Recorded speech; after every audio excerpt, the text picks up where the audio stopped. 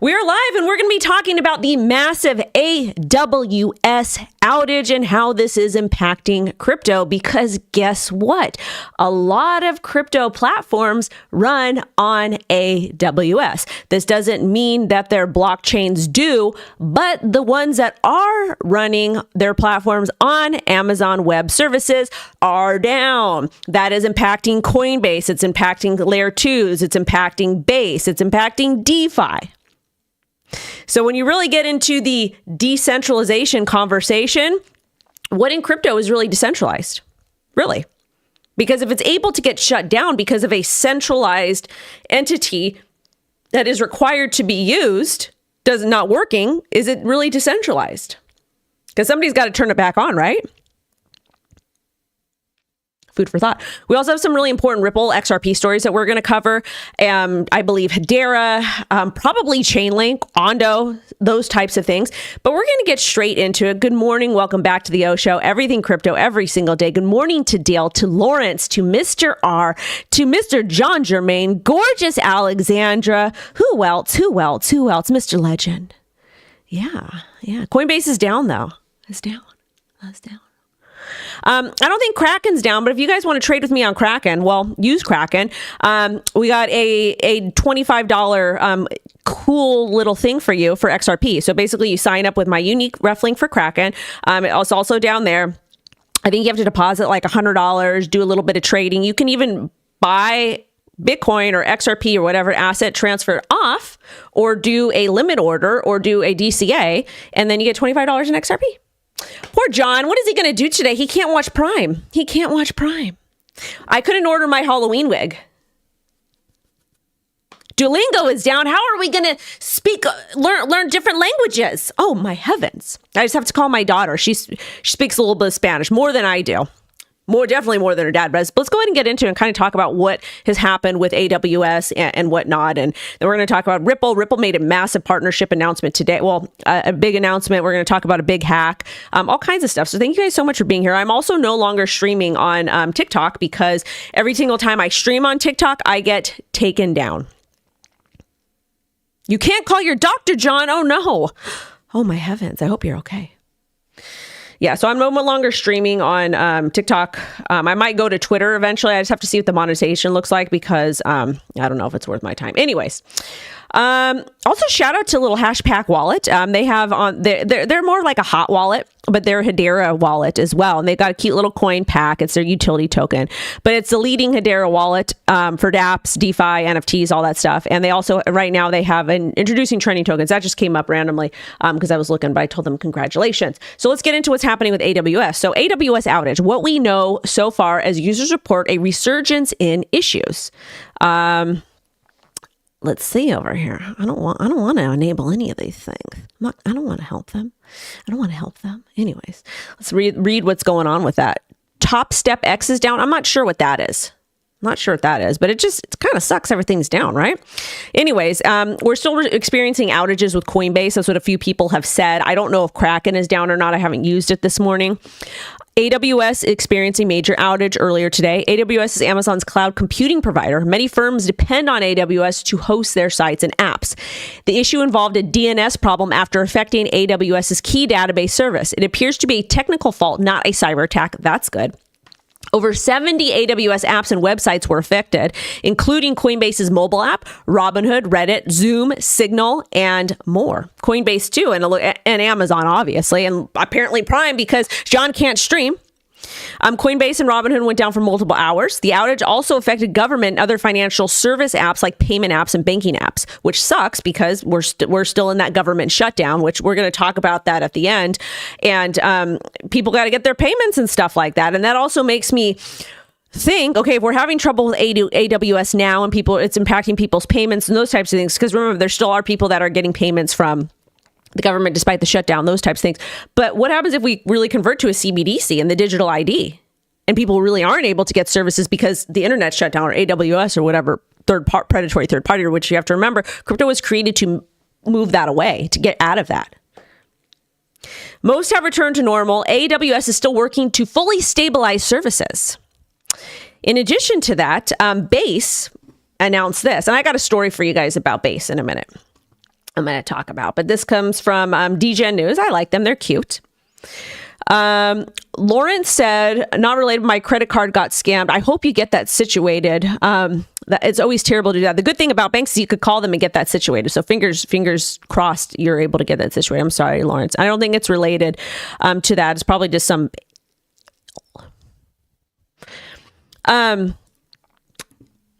Is this blockchain transition or a massive cyber? It's not a cyber attack, Jonathan. I just went ahead and covered it. I'm going to post some short form content about it for you guys on Instagram and TikTok, but it's not. It just was something that happened. It was a technical thing.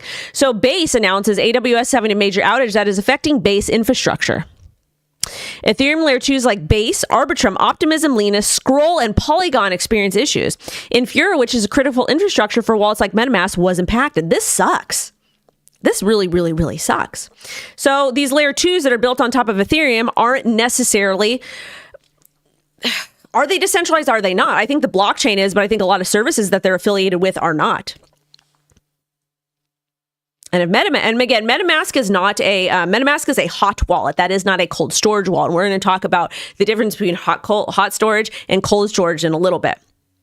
And I'm also going to drop a really hot take about why I can't wait for the banks to fully integrate into crypto, because we're not really advancing the way we are. I know it's a really negative take. I know it's not a take people want to hear, but I'm going to have to talk my talk and say what's on my chest, because I like to be honest with all of you.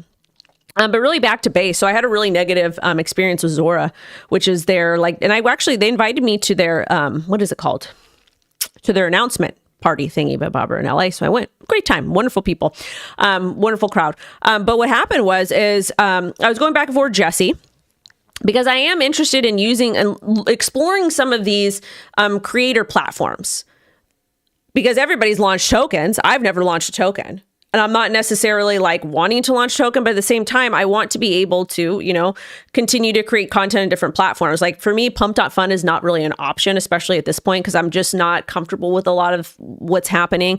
Zora looked a little bit interesting, but I was like chatting back and forth with Jesse about it. And then someone made a fake CryptoWendyO account. And then it got, and it was done 3 times. Thank you so much, Lawrence. I appreciate the $20 super chat. But it was done 3 times. So, and Zora, they collect fees on that stuff. So they made money off of somebody that was committing fraud and trademark infringement. And they took the profile down like 3 times. And then the community was like, Wendy, well, you have to wait. You have to wait. And once the handle's free, you better hurry up and grab it.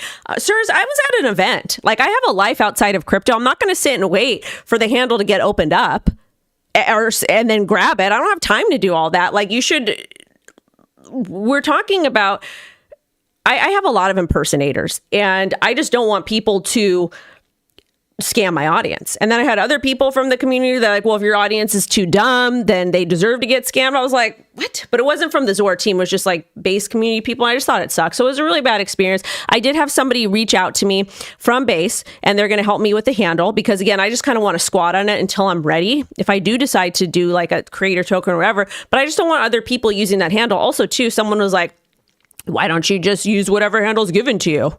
No, I'm not going to. Why should I when I own the trademark? Also, I'm one of the most impersonated accounts in Twitter. I don't know why, which is absolutely ridiculous. And I have an obligation to my audience, to you guys too, to make sure I'm doing the best I can. But anyways, moral of the story is it's going to get fixed. I just had a really bad experience with it. Like when I first joined Rumble, somebody took the handle. I emailed them and I got it within like 72 hours. They got it all sorted for me, which was good, because I told them, I was like, hey, like there's a lot of people that get scammed and whatnot under my whatever. So anyways, just be cautious. And the moral of the story is they're doing what they can. I'm sure that they're still building and going to get stuff worked out. And if you see anybody launch a WendyO creator token, it's not on my website. It's not me. It's not me. Anyways, I hope that everything gets resolved with this stuff. And yeah, it's part of it. Now, let's go ahead and talk about this next story. So hopefully everything gets brought back up. And whatnot. So big news for Ripple. This is the HK form, the Ripple-backed SPAC merger with Armada Acquisition Corp. to hold XRP. Ripple is named by the party in the agreement. So what is this? Let's talk about it because there's a lot of Ripple stuff happening. So Evermonth Holdings will merge with Armada Acquisition Corp. 2. Ripple is named a party in the merger agreement. Armada is a SPAC, which is a company that raises money from investors to buy or merge with private company and take it public. The new company is expected to list on NASDAQ under the ticker XRPN in early 2026. Company will hold XRP on the balance sheet as a core reserve, which is a DAT, digital asset treasury. Ripple is leading to plan to raise at least $1 billion to accumulate XRP for a treasury. Other investors include Chris Larson, SBI, and KRAKEN. That's awesome that KRAKEN's included with this, and that's smart. Again, XRP is the second most popular coin for retail outside of Bitcoin. And of course, I'm sure some of you guys saw the tweet from Jack Dorsey that Bitcoin is not crypto. It actually is crypto, but it's just Queen Bee. It's a completely different, it's on the very, very top. And I think that that's like a silly mindset. That's one of the things like I don't like the maxis. And I also, the stuff with Jack, like when he owned Twitter and all the censorship and stuff that he allowed to happen while being a big Bitcoiner, I understand he was put in a hard place, but it's like, let's just be a little bit more humble, I guess. Anyways, funds will be used to open market purchase of XRP, working capital, and corporate needs. Contract reportedly requires XRP purchases within 10 days of deals closing. Ripple will contribute some of its own XRP. Evermouth plans to operate XRP validators and support ecosystem projects. CEO Ashish Birla, apologies if I butchered the name, is a former Ripple executive who scaled the cross-border payments. Next, Mr. David Schwartz. Remember when he was like, I'm stepping down from being the CTO over at Ripple, and I'm still going to be a part of the community. I'm still going to do stuff, but I'm just going to step down. I kind of want to retire, but not, and work on things I'm more passionate about. He deserves it. But he just announced, he says, XRP community, I promised I'd have an update on my next adventure soon. Well, here it is. I'll be a strategic advisor to Evernorth XRP, helmed by my friend, Ashish. Evernorth was founded as a regulated, scalable investment vehicle to tap into opportunities for XRP in DeFi and capital markets, extending the entire XRP ecosystem. I'm excited to get started. And this is basically indicating that, hey, we're bringing DeFi to XRP. And that's great because that's the future. And I think that there's going to be some sort of medium, and we have a DeFi story coming up soon with the folks from Coinbase and a couple other entities, which I'm excited to cover. But this is a great story because DeFi is going to be the future. Just as long as they don't pass any really nasty regulations against DeFi, DeFi is going to be retail shot. Because ivory towers and crypto don't care about retail, and DeFi is really our only shot. We should not be forced to be banked. We shouldn't be forced to use centralized exchanges to do any of those things, and DeFi helps with that. We should be able to be given a chance. So I think it's really cool that XRP is like the banker's project, the banker's coin, but at the same time, they've got a little bit of DeFi going on. That's a really nice, happy medium. It is. So I'm happy for it. I really think it's cool. You guys are going to have to be patient with all the price action right now. Things are not going according to plan. The government shutdown is not helping because the only way I really see altcoins pumping when we get altcoin season is with the spot ETFs. Now, Brad Garlinghouse. She and team are building something special with Evernorth. We are proud to partner with him and even proud to join the incredible set of investors, including SBI, Pantera, KRAKEN, we love KRAKEN, GSR, and RippleWorks to support Evermouth as it participates in institutional lending, liquidity provision, and DeFi yield opportunities for XRP. This is iconic. Again, DeFi opportunities for XRP is going to be big. People love to see it. They're also going to be using RLUSD as an on-ramp for XRP-based DeFi, and they want to grow the XRP utility and ecosystem.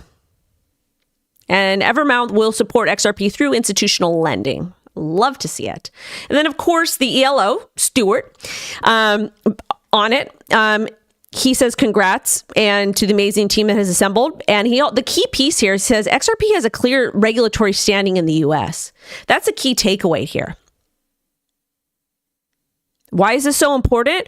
Well, how many projects were deemed not securities on the secondary market by the SEC?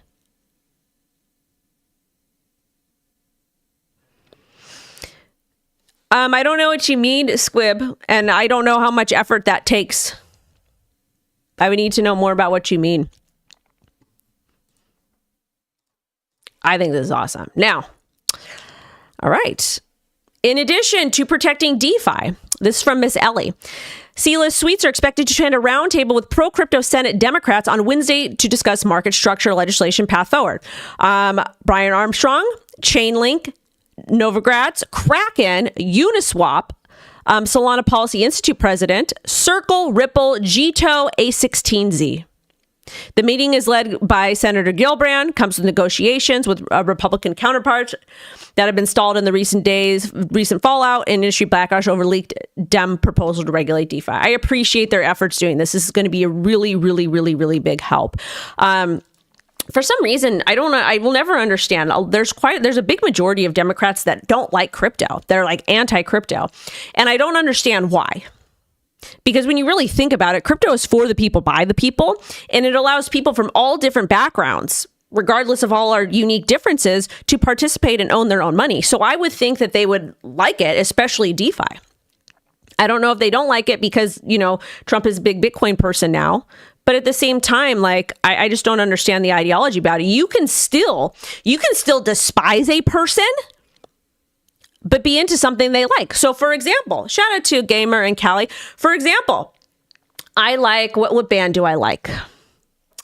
I like a lot of punk rock music. And unfortunately, the new generation of punk rock people, they're they have different opinions than I do. But it's not going to stop me from liking the music. So you can still have a common interest and have differences. I know, Lawrence. I know, baby. I know. But, it is what it is. Let's go ahead and take a look at charts. So if we take a look at crypto bubbles, Floki is up, and that's because Elon Musk tweeted something about his dog and Floki, or his dog Floki using the Grok image, which is cool. Link is up, Polygon is up, Crow is up, Zcash is up. That's a privacy coin, and the reason why that thing is pumping like crazy because people value privacy right now. Taking a look at the market, though, the market's a little kind of because AWS is down. But look at this. Bitcoin. So I wanted to get a daily close with Bitcoin, at least at 11,000, which was really kind of above this candle head over here to $111,000. It's also important resistance over here, and this was a really key area between 111 and about 120. Unfortunately, we didn't get that, but the good news is Bitcoin started moving. Bitcoin started moving, which is great. Because I love the Misfits. I was just listening to them today. I absolutely love them. Someone asked me in the stream, they're like, Wendy, what's your favorite punk band? HBAR.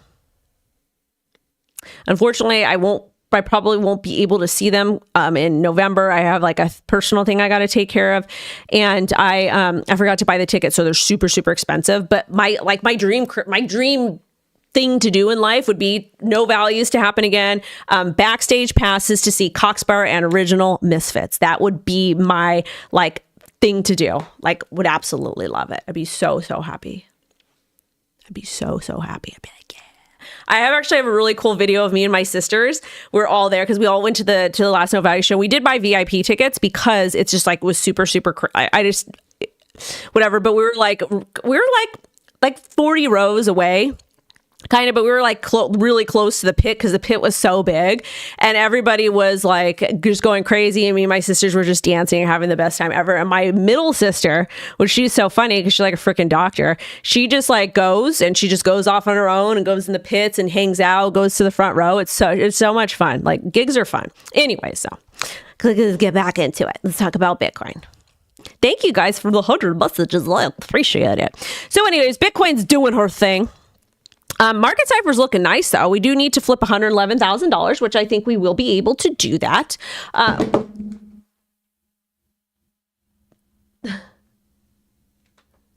a message stash back.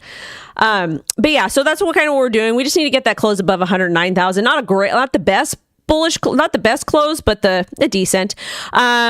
We're retesting over here. Oh, that was supposed to be Ethereum. So this is Ethereum. Ethereum kind of popped up to 4,100 almost, but we're trending downwards because of the AWS situation. Solana trading inversely at 192. XRP is doing well, probably based off of the news. And this is one of the things I want to tell you guys. I want to actually just show you. So we had some bullish news with XRP, and we had a 5% pump. And you have to remember, a lot of these top cryptos, they are trading like stocks. So this is your pump. This is your move. This is your move. It's your move. It's your pump, baby. Link, 1871. ADA, 65 cents getting a flip.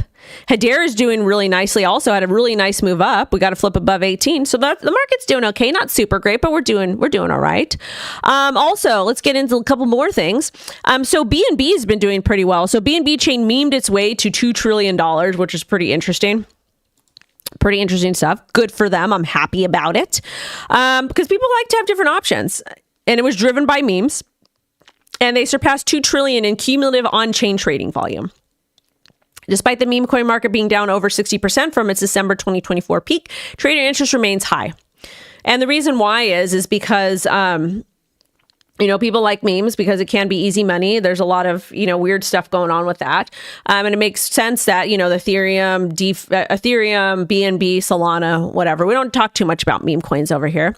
But Hedera's had some pretty wonderful news. So September was a busy month for Hedera. And I also dropped a video kind of wrapping up September for Hedera a couple days ago, so make sure to watch that. And I got an interview with Greg Bell coming out too. But September was a busy month. Tokenized stocks with Swarm Markets, Stargate Financial launched with Wrapped ETH, and Lloyds Bank and Aberdeen led a UK first well and beyond. So congratulations to them. They had a really busy month. Really, really busy month. Also, too, Saucer Swap Q3 volume is up 88%, TVL up 67%. Wrapped ETH launched on Hedera via Stargate, boosting DeFi activity. Dev activity hit top industry levels, and institutions deployed RWAs on Hedera. Hedera introduced pool tokens via ARCX. All kinds of cool stuff. So we love to see it. Now, BitMine Immersion Holdings announces reaching 3.24 million tokens and total cash and total crypto and cash holdings of 13.4 billion, which is good. So good for them. Happy for them. They recently acquired over 20,000 Ethereum during a dip, and they want to reach 5% of the total supply. MicroStrategy also bought more Bitcoin. They bought 168 Bitcoin for 18.8 million and 112,000 per Bitcoin. Their yield is 26%. Which is good. So they started buying again. And interestingly enough, Strategy is still outperforming a lot of other major stocks, which is good. Love to see it. And these are tech stocks for the most part. So good for them. Happy for them.